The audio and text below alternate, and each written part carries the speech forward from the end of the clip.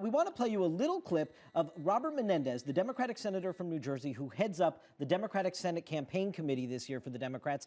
And we asked him about all this talk if there is a wave building for Republicans coming up in 2010. Of course, that's something he rejected. Take a listen. Of those who identified themselves in terms of party affiliation, only 20% identify themselves as a Republican. That's an all-time low since 1983. And so I think that's where the Republicans are at, not on a wave, but actually having the wave break on them. David Chalian's home state senator trying to hold on to 60 however he can. We're joined now from the Washington Post, Chris Cillizza, the author of the Fix blog over at WashingtonPost.com. And who completely trashed my home state of New Jersey in his Twitter feed last night. But that is correct. That's okay. Unacceptable. As someone who went to college there, we don't like that. We let you on anyway, Chris. And you heard Senator Menendez there trying to avoid a wave. What's your best read on this situation? You follow this very closely. What are the chances of Democrats being able to avoid a wave at this point? Well, you know, let's put it in context. Even if there is a wave, they're probably in a position to survive it. I think in the House, certainly there's going to be a lot more competitive Democratic seats than there are going to be competitive Republican seats. That's a function of the fact that Republicans have lost 54 seats between 2006 and 2008. So when you lose that many seats, there's a lot to shoot at. Still, I have not seen anyone, and Charlie Cook, my old boss, has been as bullish as anyone, the political analyst, about sort of where Republicans stand at the moment. And I've seen him predict 20 seats, 25 seats. I've not seen anybody predict the 40-plus seats that would really change things in terms of control in the House. In the Senate, I just don't think there are enough seats out there. I think what Republicans should hope for is keep Democratic victories, or keep that Democratic number as small as possible, 57, 58, 59, 60, 61, because in 2012, in 2014, they have two terrific cycles because in 2006 and 2008, again, Democrats won everything. They have two great cycles where there's a lot of vulnerable Democratic incumbents. So I think this cycle is gains likely, certainly in the House and probably in the Senate for Republicans, but I'm not sure of the wave impact there. And even if there is a wave, I still think there's enough Democratic insulation in both chambers to hold off control switching. As you know, we're polling partners. Our poll did show the figures that Bob Menendez was just talking about in that soundbite there, that Republican Party ID is still down, Republicans in Congress not trusted. But Chris, when you look at some of the third quarter fundraising numbers for these candidates out there, when you look at Republican recruitment efforts, specifically on the Senate side, obviously a lot of them have some primaries to deal with there, but still, the star candidates that the NRSC has been able to recruit, it does seem to be, and history on the side, it does seem to be a favorable environment for Republicans, despite those troubling poll numbers, does it not? Yeah, you know, David, it's funny. I wrote on the blog earlier this week that 2009 had been a good year for Republicans, and readers went crazy. How could you say that? This is a terrible year. The party, but look at where they were in January, which was, you know, right above like non-party status in terms of their support, and look where they are now. Now, is most of that because people have soured, including independents, on the president? Yes, but in some ways you benefit from being the other guy in politics. That's always been the case. If you benefit, well, people don't like Democrats, they vote Republican. People don't like George Bush, they vote Democrat. So I think your point is the right one.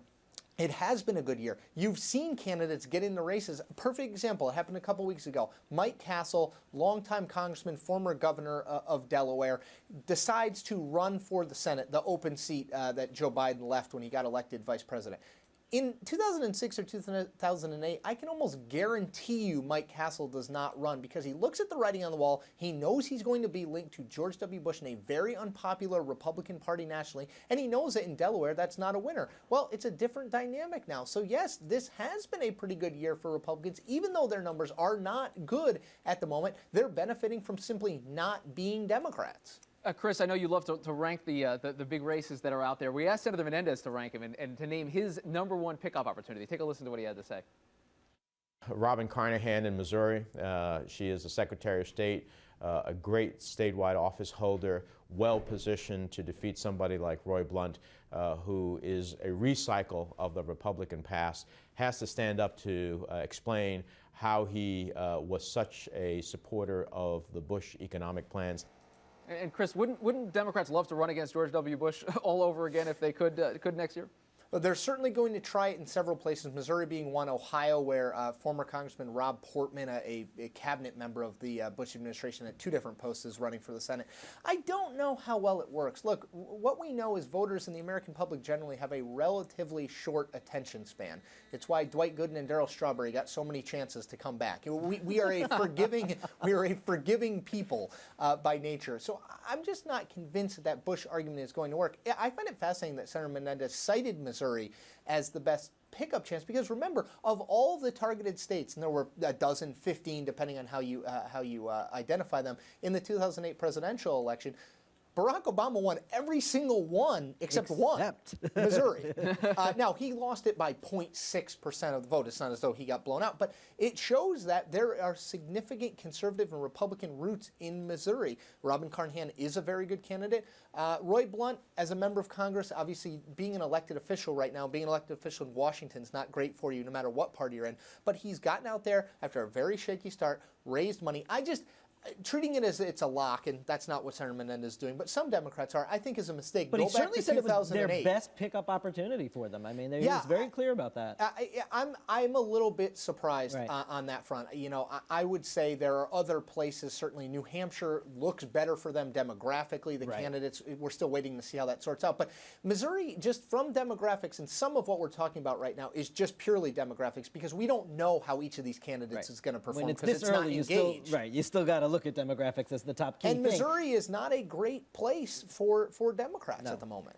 Chris, also, we did talk to Menendez a little bit about defense. He would not, although I begged him several times to sort of tell me if he is kept up at night more about Harry Reid or Chris Dodd. 2 venerable sort of institutions inside the United States Senate, the Majority Leader, the Chairman of the Banking Committee, the guy who helped usher the Kennedy help bill after Ted Kennedy got too sick to do it for this health care battle. Do you have a sense, is Chris Dodd in deeper trouble than Harry Reid in terms of retaining a Democratic seat? You know, David, 3 months ago, I would have said absolutely yes. Connecticut is my home state. I was as stunned as anyone to see Dodd's numbers over the spring. I mean, he was losing by 15 points to Rob Simmons, the former congressman, the Republican, who's likely to be the nominee.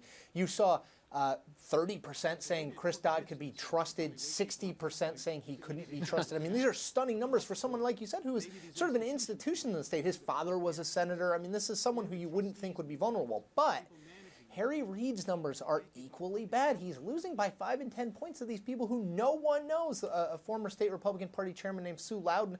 She may be a fine candidate. She certainly wasn't the first pick of the NRSC. You know, David, you mentioned earlier, they got a lot of their star candidates, and they did. Nevada is a place where they did not. Right. They tried to get Dean Heller, the congressman. They didn't get him. They tried to get John Porter, former congressman. They tried to get John Porter twice, frankly. They didn't get him. So they're settling for a candidate. But in some ways, look, both these races, this is a referendum on Chris Dodd and a referendum on Harry Reid. Chris Dodd has started to look a little bit healthier, but don't be fooled. That's because a campaign's not being prosecuted against him. There is a lot of stuff moving his family to Iowa, the whole countrywide thing that a Republican nominee can use. He really is at the center of a lot of that stuff. Chris Cillizza from WashingtonPost.com, the Fix blogger. Thanks so much. Appreciate it. Glad to have you. Thank you, sir. I can't wait to be back. Happy to have you here. Excellent. That does it for this edition of Top Line. Be sure to click us on again tomorrow. It's twitter.com/TheNote. Keep the conversation going. And he brought up, that was his baseball reference, not mine. And it was a Mets reference. I knew, which is not a fan of those.